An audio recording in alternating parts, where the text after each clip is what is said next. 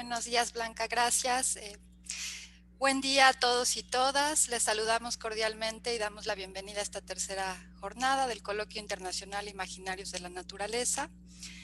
Es un honor presentar a nuestra primera y querida conferencista, Silvana Rabinovich, quien se ha distinguido por una profunda y sensible labor de pensamiento y trabajo comunitario, tanto en el entorno académico como en el de diversas luchas por la justicia ecosocial, bajo la premisa de la ética como filosofía primera y de la heteronomía como justicia del otro. Silvana Rabinovich es doctora en filosofía por la Facultad de Filosofía y Letras de la UNAM, investigadora titular B definitiva de tiempo completo en el Seminario de Hermenéutica del Instituto de Investigaciones Filológicas de la UNAM, miembro del Sistema Nacional de Investigadores nivel 2 y en el programa de primas al desempeño del personal académico de tiempo completo, PRIDE, tiene nivel D. En los últimos años dirige el proyecto Heteronomías de la Justicia, Nomadismo y Hospitalidad en el Lenguaje, y actualmente Heteronomías de la Justicia, Territorialidades Nómadas. También es tutora en el posgrado de Filosofía de la Facultad de Filosofía y Letras de la UNAM, autora de numerosos artículos y capítulos en libros publicados en México, Francia, Argentina, Brasil, España, Bélgica y Estados Unidos. Ha traducido del hebreo la obra de Martin Buber, Una tierra para dos pueblos, y del francés ha traducido autores como Emmanuel Levinas, Enzo Traverso y Hélène Cixous. Entre sus libros publicados se encuentran el último, Interpretaciones de la Heteronomía, de 2018, La Biblia y el Dron, sobre usos y abusos de figuras bíblicas, de 2013, Heteronomías de la Lectura, de 2013, Lecturas Levinasianas, de 2008, y La Huella del Palimpsesto, de 2005, por nombrar algunos. A continuación, la doctora Silvana Rabinovich impartirá la conferencia titulada Cavilaciones en torno a Caín y el cuidado de la tierra. Silvana, muy buenos días, seas muy bienvenida y te escuchamos. Bueno, muchísimas gracias por tu atenta presentación y cálida, y un agradecimiento muy especial a Blanca por dar el tiempo para propiciar un verdadero diálogo. No estamos acostumbrados a disponer de tanto tiempo para expresarnos y escuchar sobre todo, y establecer el diálogo.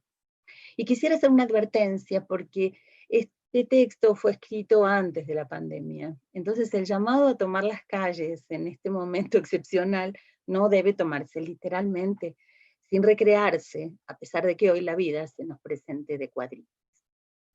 El título es Cavilaciones en torno a Caín y al cuidado de la tierra, y quisiera anteponer como epígrafe un versículo muy famoso de Génesis 4:9, donde dice Caín a Dios: ¿acaso soy el guardián de mi hermano?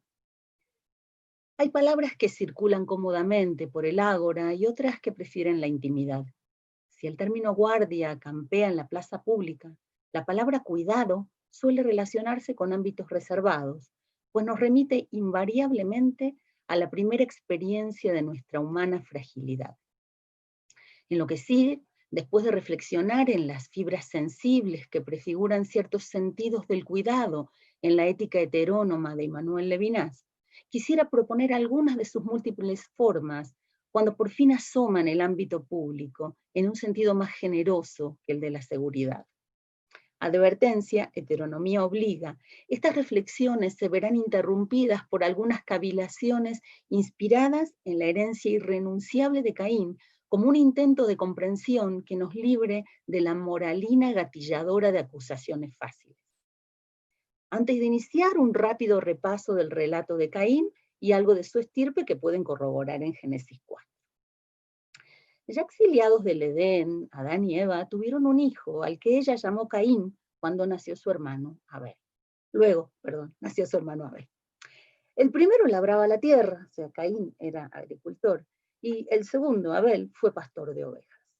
El primogénito tenía la obligación de ofrendar a Dios los mejores frutos, pero el pequeño, de motu propio, decidió ofrendar también él Tomen en cuenta esta expresión bíblica también, lo mejor de lo suyo. El Altísimo prefirió esta última ofrenda. Caín se ofendió. Dios le hizo una advertencia moral cuyo significado varía según dónde se ponga la coma. Acuérdense que el texto bíblico no tiene puntuación. Tomando en cuenta, ¿sí?, que tampoco tiene vocalización, la traducción literal del hebreo sería algo así como: ¿acaso si obras bien, soportarás? O si aquí es donde va o no va la coma. O si no lo haces, el pecado estará acechando en tu puerta, será atraído por ti y tú lo dominarás. La presencia de la coma después del verbo traducido en futuro, pero que en el original se encuentra en una conjugación temporalmente neutra, ¿no?, porque dice set en hebreo, permite interpretar que si obra bien, podrá modificar su destino dominando el pecado. Si se lee sin la coma, la traducción de este versículo se modifica como: ¿acaso si lo soportas bien o si no es así, el pecado estará acechando sí? Es decir, que por más que se esmeren, el pecado siempre estará merodeando. Luego llega el drama que produce insomnio a los traductores. El versículo 8 literalmente dice lo siguiente: y dijo Caín a su hermano Abel. Y he aquí que cuando estaban en el campo, se levantó Caín sobre su hermano Abel y lo mató. El texto no dice qué le dijo el mayor al menor, pero los traductores, en su conmiseración con el finado, suelen agregar: vayamos al campo. Esta prótesis moralista y a la vez inmoral por parte de quien traduce, ausente en el texto original, inculpa a Caín como un asesino intencional. El dato no es menor. En lo que sigue, revisitaremos la figura de este ancestro de tan mala reputación. Luego, Dios pregunta a Caín dónde está su hermano, y él responde con una pregunta: ¿acaso soy guardián de mi hermano? Viene entonces la respuesta divina: las sangres de tu hermano claman desde la tierra. Esa misma tierra que abrió su boca para recibir las sangres de su hermano, es decir, de toda aquella descendencia que latía en Abel y no llegó a nacer.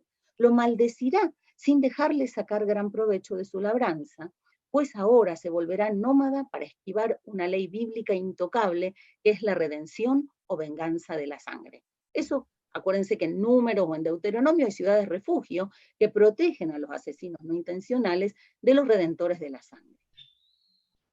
Caín responde que su pecado es demasiado grande para cargar con él y será buscado por los vengadores de la sangre. Entonces Dios se apiada y lo marca. Esa marca, cuya forma no se especifica, lo protegerá de la ley de venganza de la sangre, que podemos corroborar en Génesis 9:6, donde dice, lo digo en hebreo, Shofech dam Adam, Adam damo y Shafech. Es un paralelismo quiástico en el que dice que aquel que derramare sangre de un humano por una mano humana será derramada su sangre. Dice el versículo 15 que cualquiera que mate a Caín será vengado 7 veces.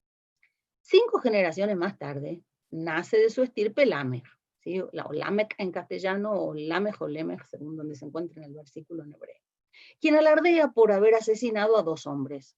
Por esta razón, Lamech considera que merecería ser protegido por Dios de los vengadores 77 veces. Esta parte la he titulado Heteronomía como hospitalidad ante la justicia del otro. Si Levinas define a la ética heterónoma como filosofía primera, no lo hace para oponerla a la autonomía, sino para recordar que ésta es posible gracias a la precedencia del otro. En efecto, nadie nace solo, y dada la vulnerabilidad constitutiva del ser humano, ninguno podría sobrevivir sin los cuidados proporcionados por otros. El filósofo radicaliza el sentido de esa protección, que surge de la responsabilidad hacia el otro, en la expresión corporal maternidad ética, que la define como gestación del otro en el mismo. Podríamos adelantar que estas 6 palabras, gestación del otro en el mismo, definen la hospitalidad inherente al humano. La heteronomía levinasiana tiene un doble filo. Convoca un discurso de una bondad infinita, a la vez que en su reverso comporta una violencia insoslayable. Dice Levinas, la maternidad, la maternidad, el llevar por excelencia, lleva incluso la responsabilidad por el perseguir del perseguidor. En otras palabras, hospitalidad sin condición. O dicho en términos etimológicos con Benveniste, hostis en el seno de o junto a hospes. Derrida hace irrumpir el primero en el segundo, es decir, hostis irrumpe en hostis, en hospes, hostis irrumpe en hospes, en el cuerpo del segundo, haciendo sonar la hospitalidad, al distinguir la limitada hospitalidad de invitación, que siempre es condicionada, de la difícil hospitalidad de visitación, que es incondicional. Con esto quiero decir que la hospitalidad de invitación siempre guarda condiciones, o sea, yo te invito, te recibo, si vienes un determinado tiempo y todo está bien. La de visitación es cuando el otro irrumpe, llega cuando no es esperado. Eso se ve muy bien en una película muy bonita que se llama Ushpizin, y recomiendo. La exigencia ética no exenta de violencia, pues la idea de responsabilizarse por el perseguidor estremece. Se radicaliza en la heteronomía levinasiana hasta sacudirse de cualquier resabio moralista. En ese sentido, sería pueril reducir la heteronomía al sometimiento a la voluntad ajena. Repetimos la enseñanza levinasiana. La heteronomía cuestiona el concepto mismo de voluntad y en este sentido se escucha el nomos del heteron ya no como reglas impuestas por un extraño, sino como la justicia del otro a quien nos debemos.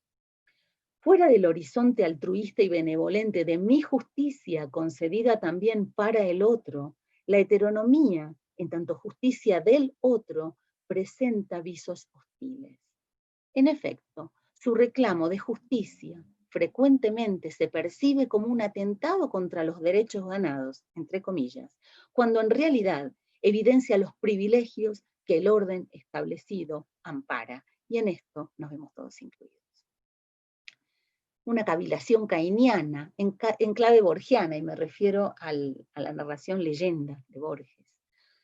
Cuando Abel y Caín se encontraron después de la muerte de este último, quien le pidió perdón por el crimen cometido, tuvo por respuesta una pregunta. Dice Borges que Abel le pregunta a Caín, ¿tú me has matado o yo te he matado? Ya no recuerdo, aquí estamos juntos, como antes. Podríamos aventurar, en términos económicos, sin justificar el asesinato, aunque tratando de comprender, también él, de Génesis 4:4, que caracteriza a la ofrenda excedente de Abel, hizo brotar a hostis en la hospitalidad de su hermano. Esta parte se llama contra la guardia el cuidado. Que uno no sea guardián de su hermano no significa que no lo cuide. Caín no era Lamech. Ingenuo, ¿por qué no? Él no sabía que era matar. En nuestra herencia punitivista habría que preguntarnos de qué acusamos a este ancestro mítico en nosotros. Entre la guardia y el cuidado se encuentra el abismo de la ética heterónoma. El guardián, como muestra Kafka magistralmente, está apostado ante las puertas de la ley para impedir al campesino su entrada. Por si no recuerdan, Ante la ley es una narración de Franz Kafka que aparece en el capítulo 9 de la novela El proceso. Joseph K., el protagonista de la novela, escucha la historia en la catedral. Se trata de un campesino que llega ante las puertas de la ley, donde se encuentra un guardia enorme que impide su acceso. Después de esperar toda su vida a que las puertas se abrieran, el guardián las cierra anunciándole que a él habían estado destinadas. Gershom Scholem considera este relato como la interpretación literaria más cabal del libro de Job, aquel personaje bíblico que ignorará hasta el final el motivo de sus padecimientos, pero que se niega a maldecir a Dios, como el personaje kafkiano que por el haz de luz que pasaba por aquella puerta entreabierta, guardó la esperanza hasta el último momento. Volvemos al abismo de la ética heterónoma que se encuentra entre la guardia y el cuidado. Si el guardar impide la hospitalidad, por el contrario, cuidar implica abrir las puertas para dar la bienvenida. Si el guardián no permite la entrada a las puertas de la ley, el que cuida abre una ventana luminosa hacia la justicia del otro. Mientras el guardián expulsa con celo, el cuidador protege, acogiendo al prójimo generosamente. Salir a las calles a cuidar al otro, o en este momento de emergencia debemos pensar otras formas no literales de salir a la calle. Pensemos en estas formas virtuales del espacio público. Tomarlas por asalto de manos de los guardianes es señalar, cuestionándola de raíz, la máscara tutelar de la dominación y el derecho expulsivo que sostiene la doctrina de seguridad impuesta al mundo hoy por las corporaciones privadas, que al amparo de los poderes públicos alientan el ritmo demencial de la expoliación y la industria de la muerte. Cuidar al otro, a la otra, en las calles o en las rutas de la vida confinada, brindándonos mutua atención, implica abrir puertas y dejarse enseñar por la justicia del otro. Nuevamente aparece la hospitalidad y su doble sesgo, el recibimiento y la hostilidad. Este acto de abrir puertas exige recuperar la confianza en el prójimo. Dejar de temerle como causa del presunto debilitamiento del yo y dejarse arropar por esa confianza por aquel otro. ¿Será ingenuidad o aceptación de la propia intemperie que deja al descubierto el engaño impuesto por la ideología de la propiedad privada? Y tomo la palabra ingenuidad con mucho respeto. Bíblicamente, en el Génesis, cuando nos presentan a Noé, dicen que él era Tamim, Tzadik Tamim. Tamim significa también ingenuo y también íntegro. O sea, el sentido moral de ingenuidad es el que me interesa y eso también lo retoma Levinas. Voy a hacer una digresión y me voy a permitir una travesura. La diatriba en torno a los cubrebocas, que para protegerse de los otros y no para cuidarlos, denunciarlos por eso, me ha tentado a la travesura de un juego pseudo-cabalístico de letras y números que me atreveré a compartir, previa advertencia de que a nadie se le ocurra tomarlo en serio, ni lo repita como docto saber, sino como un gesto lúdico. Si dividimos KN95 por 2, obtendremos AK 47.5. Así, por algunos moralizantes, el cubreboca exclusivo para uso médico es empuñado en la vida pública como 2AK-47, conocidos popularmente como cuernos de chivo. Pregunto, ¿quién actúa hoy como Abel y quién como Caín? En el cuidado entendido como castigo del otro, yo solo veo campear a Lámech. Este es el final de la digresión. Volviendo al texto. Si tanto la guardia como el cuidado se relacionan con la vulnerabilidad, la primera la concibe como una vergüenza a combatir, mientras que el segundo descubre en ella una promesa. Y se me ocurre hacer el gesto de poner una H intermedia, tan bíblico, y poner una H intermedia en vulnerabilidad, como vulnerabilidad, volver en potencia y en promesa, esta fragilidad que nos constituye, que nos hace humanos. El motor de la guardia es el miedo, mientras que el del cuidado es la confianza. Esta confianza no implica ausencia de miedo, sino asunción del mismo en los sentidos que le encuentra Günther Anders, como el valor de tener miedo, en su caso, ante las creaciones tecnológicas que la humanidad no es capaz de dominar, como si fuera el golem. Siguiendo este filósofo, sería importante cultivar el miedo corajudo, que invita a expresarse en los espacios públicos a propósito de la amenaza nuclear.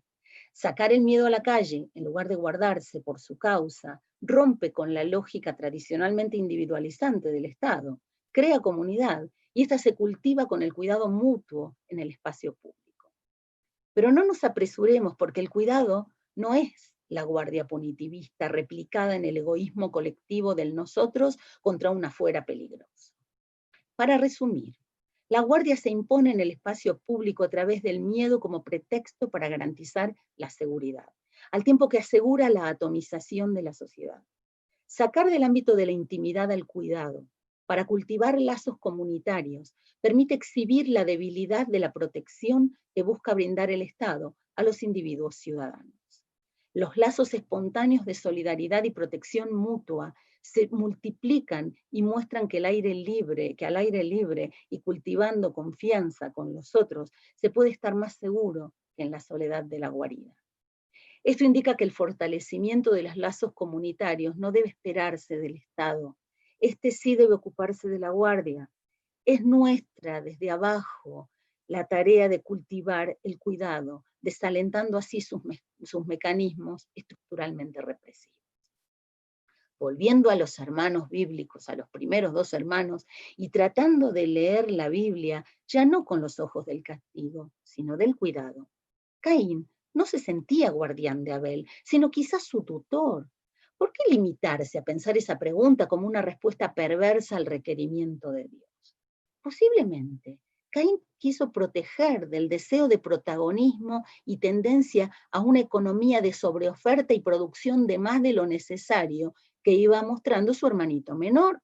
Como es sabido, el primogénito que tenía el deber de ofrendar era Caín. Abel no tenía esta responsabilidad. De ahí el también él, de Génesis 4:4.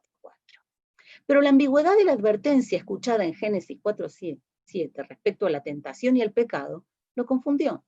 Al fin y al cabo, la marca que le puso Dios en Génesis 4:15 de ninguna manera era punitiva, sino que tenía por objeto proteger su vida de la sempiterna ley de la venganza de la sangre. Esta parte de título El nomadeo, ¿es un castigo o una protección? Génesis 4:12 dice, cuando labres la tierra no te volverá a dar su fuerza, errante y extranjero serás en la tierra. Tal vez, desde nuestra lectura sedentaria, exageramos en la carga punitiva que damos a los calificativos errante y extranjero. Sin duda, derramar sangre es imperdonable en el sentido derridiano del término, que concibe al perdón como acto de memoria.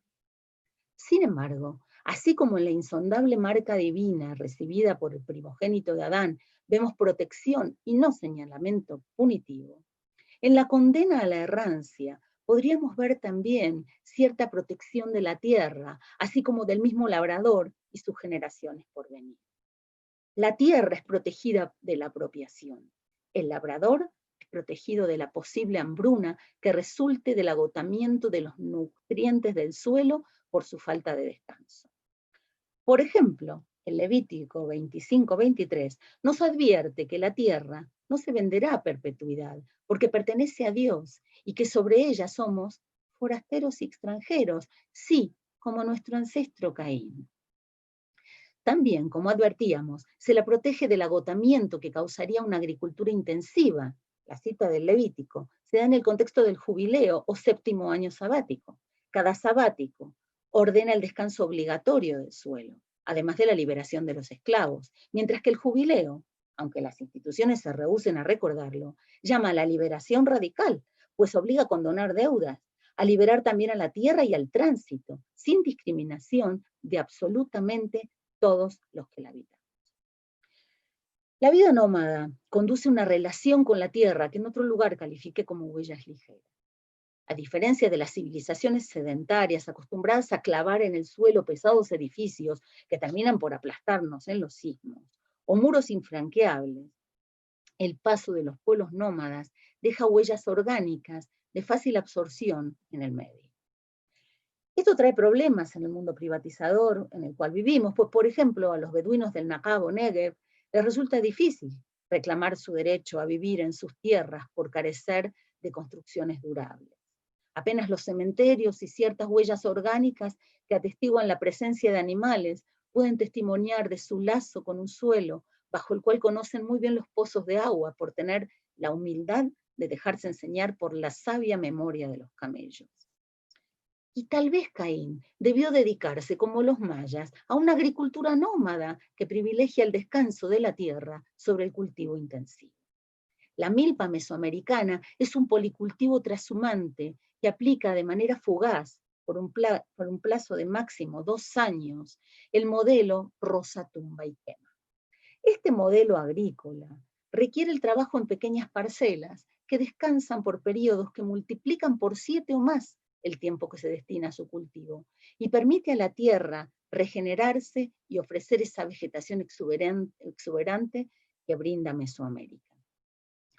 Tanto la selva como el desierto están vivos y alimentan, y también curan quien sabe recibir de ellos lo que ofrecen. Para eso es preciso aprender a apreciar la vida en su diversidad. Nuestra civilización sedentaria y aceleradamente tecnificada va deshabilitándonos en esos saberes que los pueblos originarios defienden y revitalizan, resistiendo ante los embates de un progreso que no admite obstáculos. La falta de humildad en este aspecto, nótese la presencia de humus, que habita también en el nombre humanidad, produjo una ciencia que ignora, tanto en el sentido gnosiológico como valorativo, el lazo que nos une a la tierra. No se le puede reclamar esto al texto bíblico, ya que Adán, según Génesis 2, fue creado con barro y la tierra abre su boca para acogernos cuando morimos. El terror al paganismo, acusado por Levinas, es una disputa contra las fuerzas völkisch que intoxicaban los tiempos del hitlerismo, más que la versión que la Biblia hebrea pudiera transmitir. La Biblia hebrea no indica que tengamos que maltratar a la tierra. Nuestras impacientes formas de saber, entre comillas, colonial, nos incitan a buscar lo ya conocido sin poder percibir ni recibir lo que se nos ofrece. El poeta palestino Mahmoud Darwish, en su poema El discurso del indio, pone en boca del indio estas palabras. Y Colón, el libre, busca una lengua que no halló aquí. Y luego remata. Y deja para nosotros la tierra de nuestros nombres, y regresa extraño, regresa a los tuyos y busca la India. Levinas lo explica desde nuestro temor a la pasividad y a la sensibilidad que nos atraviesan de manera ancestral. Dicho temor nos impide dejarnos enseñar por la alteridad, siempre reacia esta última a la apropiación. Nuestra ciencia es impúdicamente extractivista. Nuestro concepto de investigación exhibe la intimidad del otro y de lo otro sin preguntarse por su derecho a no mostrarse. Esto se relaciona con nuestro concepto de lo sagrado, tan diferente entre esta cultura mal llamada occidental y la de los pueblos originarios de cierto lejano oeste mental. Mientras para nosotros lo sagrado es intocable, para otros pueblos, como los Comcaac de Sonora, es parte de la vida en la cual entidades no visibles invitan a los iniciados a intervenir. El chamán Yanomami David Copenagua advierte nuestra gula epistemológica en el testimonio que diera a Bruce Albert en La caída del cielo. Como bien lo hace notar este chamán, nuestra adoración de las mercancías, característica de una economía basada en la acumulación, nos tiene al filo de una situación apocalíptica que, agregamos, se manifiesta abiertamente hoy en la Amazonía en llamas.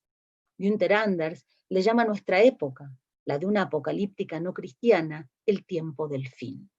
Se trata de un lapso agónico que deseamos alargar indefinidamente, pues a diferencia de los creyentes, preferimos vivir en el pánico ante el fin de los tiempos, pues están para nosotros vacíos de esperanza mesiánica.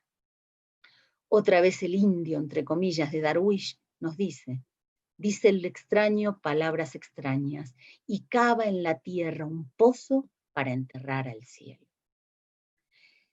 En una nueva cavilación cainiana, podríamos decir que nuestra sedentaria desmesura epistemológica, siempre amenazando con aplastarnos, contrasta con la nomadológica deleuziana, que nos permitiría leer la sentencia recibida por el agricultor Caín, ya no como un castigo, sino como un acto de protección del suelo que heredará a su descendencia, esto es, en nombre del cielo, proteger a la tierra. Dios cuida a Caín de su propia tentación extractivista, a la vez que le asegura descendencia. Su condena, entre comillas, al nomadismo podría sin duda leerse como promesa de vida. Esta última parte se llama Para restañar las heridas de la tierra, y el versículo que nos acompaña es el 4:10 de Génesis. ¿Qué hiciste?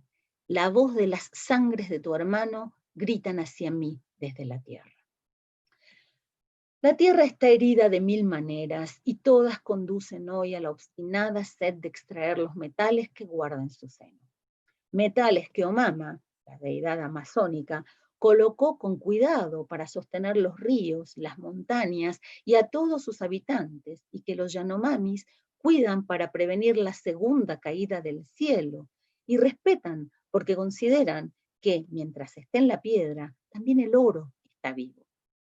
Todo lo vivo es sagrado para las culturas indígenas del mundo. Repito, sagrado no significa intocable, significa vivo y mutable. Solo nuestra modernidad capitalista venera la muerte industrializada. Pero guardémonos de culpar a Caín, aquel labrador modesto, de la insaciabilidad minera y del extractivismo voraz de nuestra civilización, pues tal vez estos últimos provengan de una combinación de la superproducción de Abel con el asesinato en serie provocado por la codicia de Lamech. Lo cierto es que hoy, al menos en el hemisferio sur de nuestro continente, las sangres de los hermanos claman desde las heridas de una tierra harta de supurar muerte. El crimen organizado tiene distintos brazos y rostros, unos ilegales y otros que operan bajo el amparo de la ley. Todos se entretejen. El narcotráfico y la minería son tan solo dos. La industria bélica, con su gemela informática y su sobrina agroindustria, es otro, y así podríamos seguir. Las sangres, en plural, aluden a las generaciones que no nacieron. En su calcinamiento, la Amazonía, la Chiquitanía o el Chaco están siendo ofrecidos en holocausto al dios del metal. Así nombra el indio, entre comillas, de Darwish, a la era de lo artificial. Según el poeta, nuestro tiempo pertenece a la era de los metales. Tiempo de muerte, tiempo del fin. Anders también reclama nuestra responsabilidad con las generaciones que nos sucederán, exigiendo un cuidado hospitalario hacia el porvenir.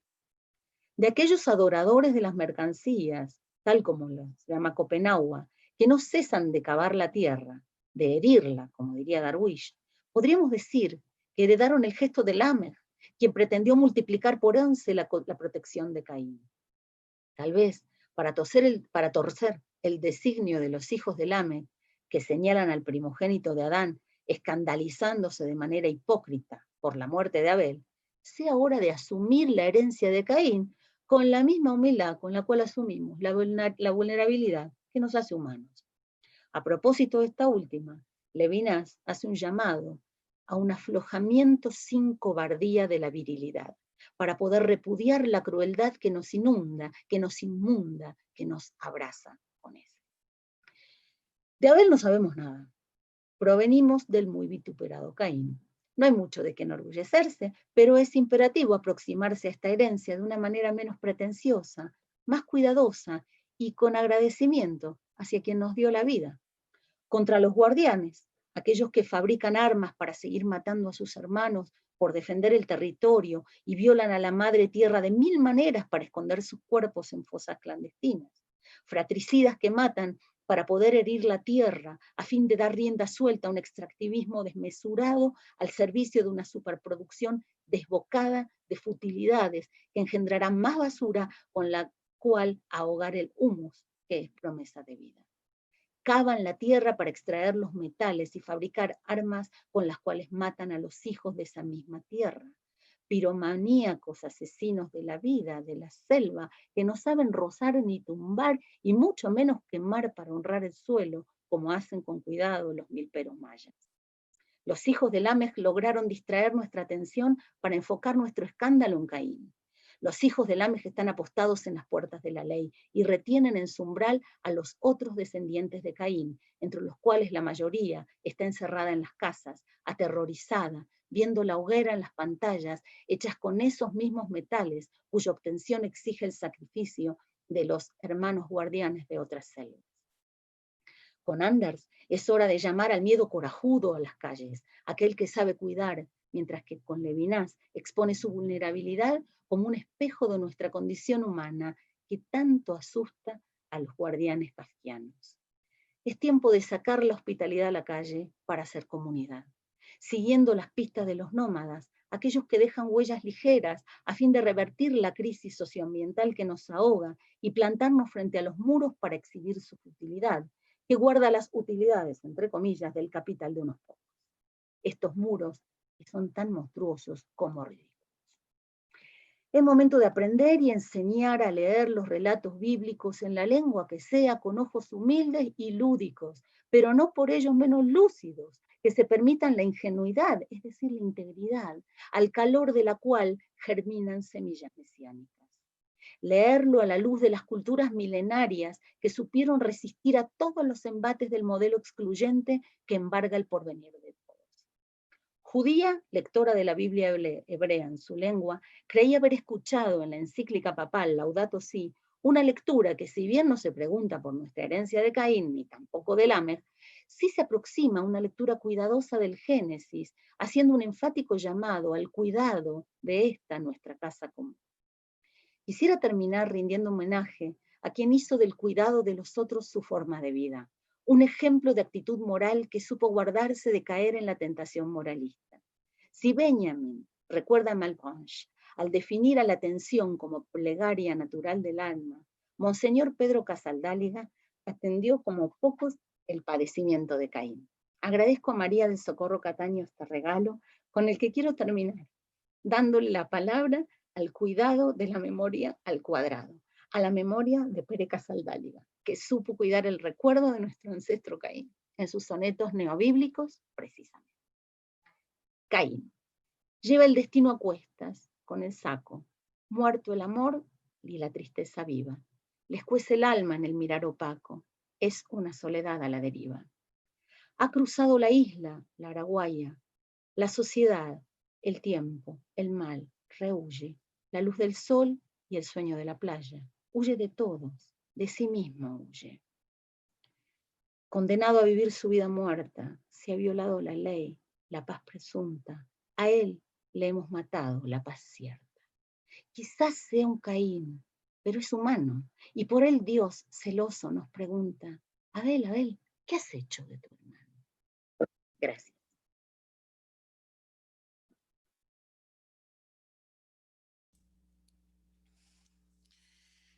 Gracias, Silvana. Vaya que nos has hecho pensar y estamos revolucionados. Bueno, yo así me siento por dentro, como una revolucionada, porque pues ha sido una exégesis muy y pues un estudio hermenéutico de este relato que pues nos ayuda a disolver cierto altruismo totalitario, cierto altruismo pues muy superficial, y nos lleva pues a descubrir esos lugares, esas potencialidades de lugares aparentemente condenados y oscuros en la Biblia. A mí me hizo pensar mucho en el Malak Yahvé, ¿no? Ese ángel de Dios que a veces actúa de una forma oscura y, bueno, que aparentemente eh, actúa de forma destructiva, pero bueno, siempre enseñando algo, otro camino, ¿no? Gracias, pues doy la palabra.